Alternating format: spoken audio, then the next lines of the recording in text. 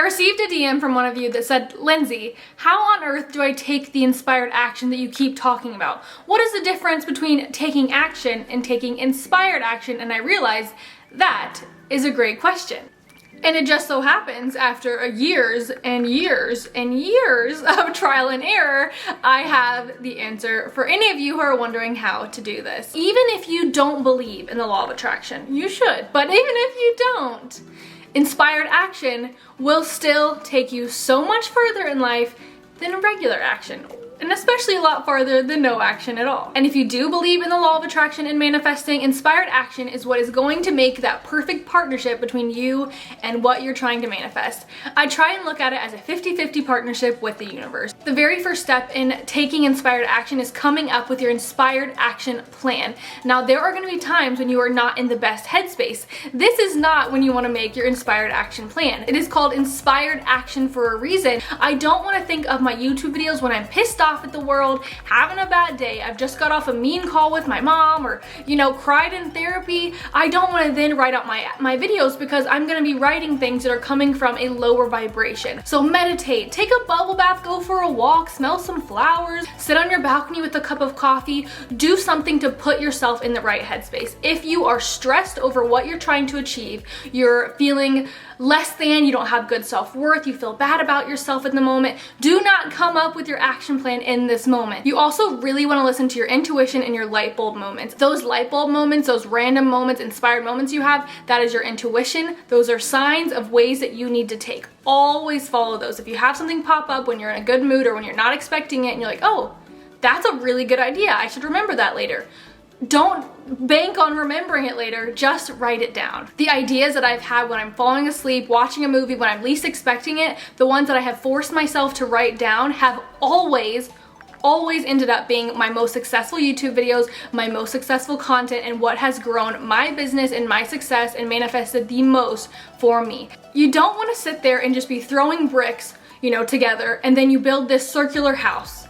But then you realize later on, you wanted a square house, but it's a little too late. You want to make sure that you know what you're trying to achieve, why you want it, and a full purpose. Now, in order to know if this is really your goal, this for me comes down to meditation and visualization. I always can tell if something's really for me the way I can visualize it. When I won that lottery of $70,000 in the free apartment, I could visualize myself having conversations with people that I'd seen there when I won. I could visualize myself getting a coffee at the coffee shop there. I could visualize myself crying on stage when I got that money. Literally, I could really feel that. There are times that I've had goals, and when I try to visualize it, I don't get that excited. It doesn't make me feel really good, and it's just like a meh.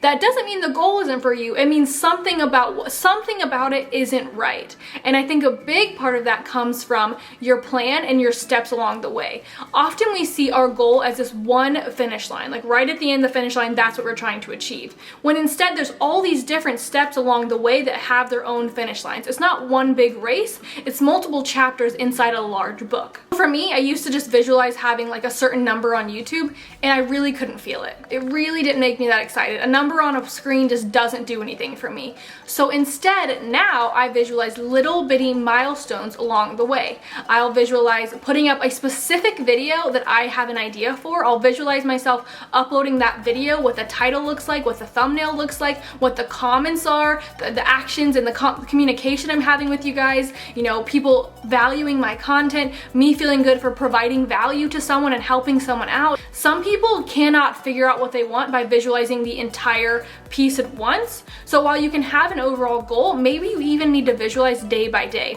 Wake up in the morning, close your eyes, and visualize what exactly do I need to do today? What does that look like? I'm not motivated at all. I'm not very good with discipline yet. So maybe you close your eyes and you ask yourself, what do I want my day to look like? And you can visualize yourself going to the gym if that's what your highest self would do. Putting that workout on YouTube, doing the big stuff that scares you, actually going for your dreams. Maybe you want to be a YouTuber, but you want to be a law of attraction YouTuber, but you're putting out videos about dieting because you're like, well, I think this might get more views.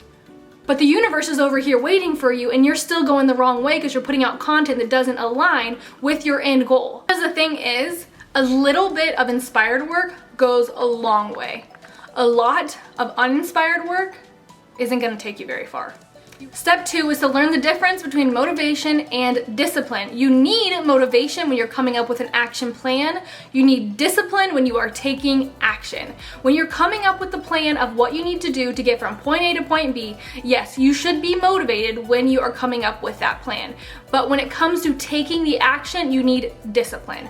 I do not wake up every single morning wanting to work. Most people don't. When it comes to the gym, I never ever am motivated to go to the gym.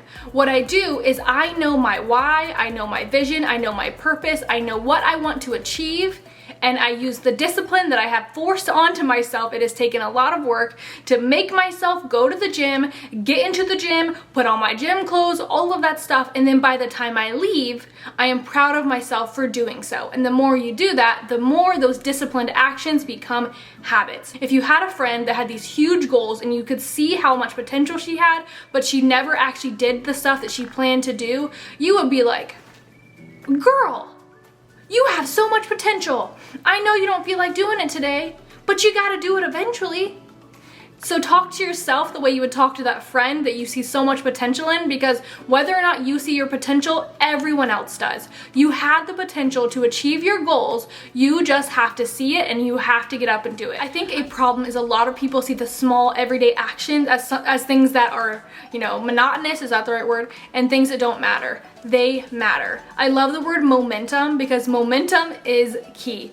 I like to always see myself as everything is momentum towards the ends of my goal. I am not doing something if it's just taking me away, if it's pushing me back down the hill. Look at it as this big hill. You are working so hard to get up this hill. You are grinding, you are finding inspired action, you're doing the meditations, you are taking action, you're doing all the right stuff, and then you get it right at the top of the hill. And this is where a lot of people stop because of fear. So when you get close to your goals, there's always going to be something that makes you terrified. A really big opportunity comes your way. You're really close to your goals and you think of this light bulb idea that you think, wow, this is what I should do. But it scares you so much that you start backtracking and taking uninspired action that pushes you down the hill.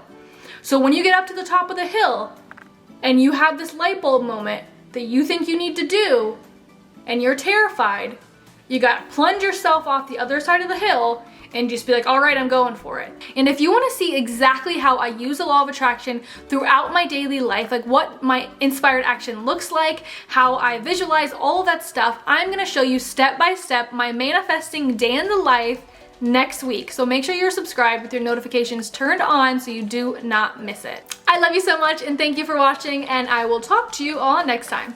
Bye.